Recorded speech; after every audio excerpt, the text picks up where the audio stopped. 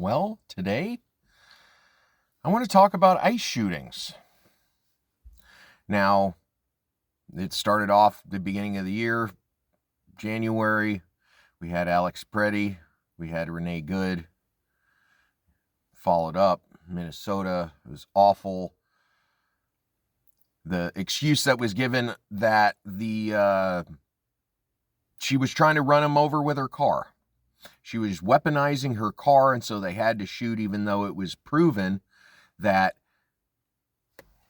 she was driving away. The video showed the wheels were turning away, so she was driving away. The guy shot her from the side, not from the front. But the evidence collected by the federal government is not being allowed to the state government that's actually investigating these crimes. Okay, so that's kind of where we've been. Now, there's been another one. Houston, Texas.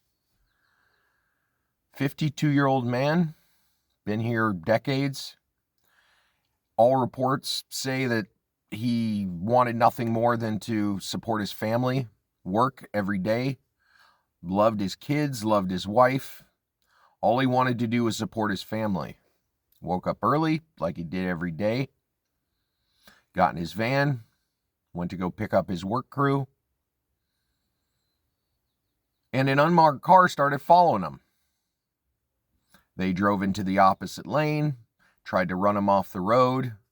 The van tried to escape, and later they were pulling out. They were shot, and the driver was shot. The other three gentlemen, his work crew, were taken by ICE to be disappeared, and nobody's heard from them now. Now, the excuse given was that he weaponized his vehicle against him. Not a new excuse, as you can see. I just want to ask you, if you were in his shoes, the biggest goal you have in life is to work, to support your family, to give them a good life for your 3 U.S. citizen kids. Okay. So you get up, get in your van, go to pick up your work crew, head to work. Then someone who's in an unmarked car tries to run you off the road. There's no markings, there's no emblems, there's no light bars, there's no nothing that would indicate that this was any sort of ICE or law enforcement or anything. What would you do? If you know that the work van that you drive and the tools within it are key to your livelihood, of taking care of your family, of providing them the better life, that is the key. But these people in this unmarked van run you off the road. You have also had your van stolen before. What would you do? What would you do? Would you try to run when you don't know who they are? You've had your van stolen. You can't take the chance of your livelihood being affected. You're living your life with your family. You just willingly let someone run you off the road and take you down when you have no idea who they are? No identification? And you get shot for it. How would you feel? You're getting up, going to work, minding your own business. Someone doesn't like the color of your skin, so they decide to kill you. How would you feel if that happened? Awful, right? What's going to be the punishment for these people when they've used the same excuse? Oh, they were trying to weaponize the vehicle. Well, okay. Until the body cameras come out. Oh, wait, they weren't wearing body cameras. And even if they were, there are those issues with body cameras that even if they are worn and tapes are recorded, that the law enforcement agency that recorded them gets them first and then releases them to the public. Who knows if they edit them, take out incriminating evidence? We don't know. They're the ones going over it.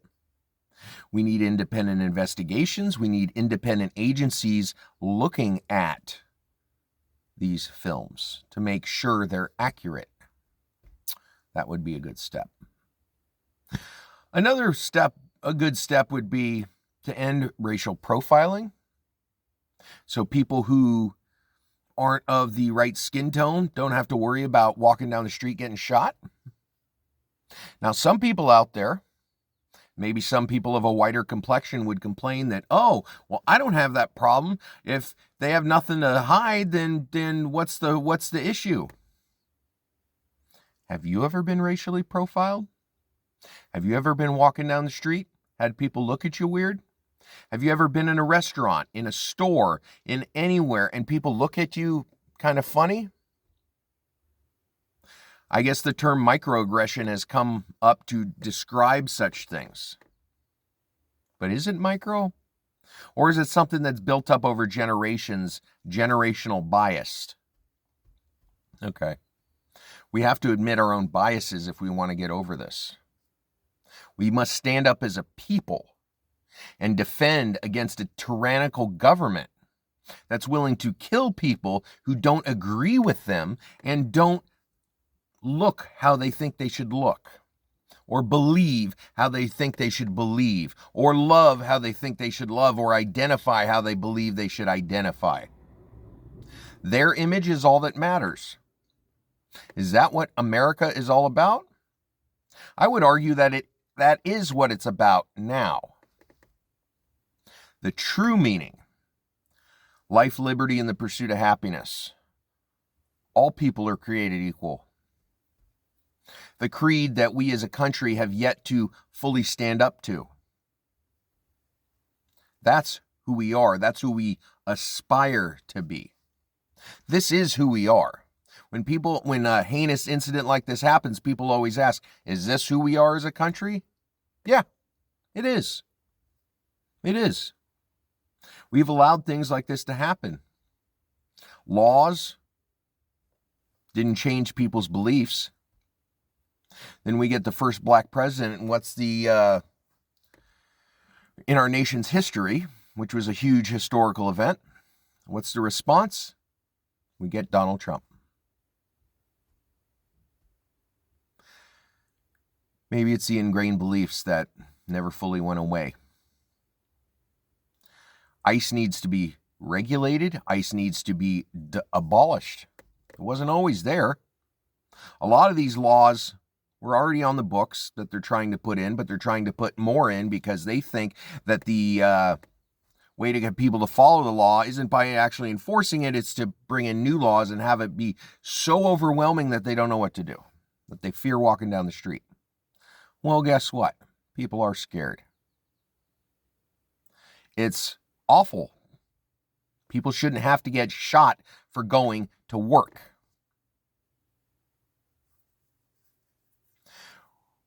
We need to love each other. We need to be kind. We need to be empathetic.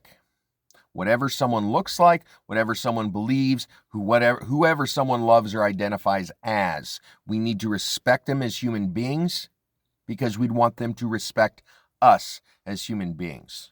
And if we can't figure out that simple respect, people will keep getting shot. They will keep getting disappeared. They will keep getting thrown in dark holes, never to be seen again, with no due process and no lawyers and nobody. Now, there is much uproar about this. There's protests going on, but at the same time, is there as much, pushback as there was with Alex Preddy and Renee Good? They weren't even the ones that ICE was truly after. They were protesting and allies standing in support. We can't keep doing this. We can't keep going like this. We can't keep letting our tyrannical government murder us in the streets.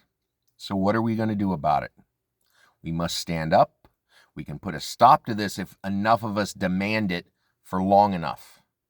There's no way our numbers, which are vastly superior to theirs, could lose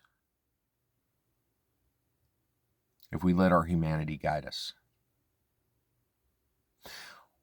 Well, if you like what you heard, please remember to like, share, and subscribe. And some parting words. I love my country. I love my family. I love my friends. I love all the people that I haven't met yet. I'm grateful for being alive. And the rest of us feel the same way. We can't keep letting other people get murdered in the streets. Seems pretty simple.